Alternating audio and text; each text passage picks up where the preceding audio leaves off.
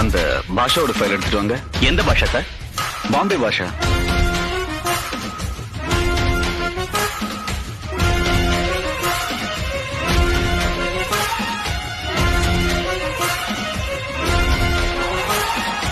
அந்த பெரிய கடத்தல் மன்னனா?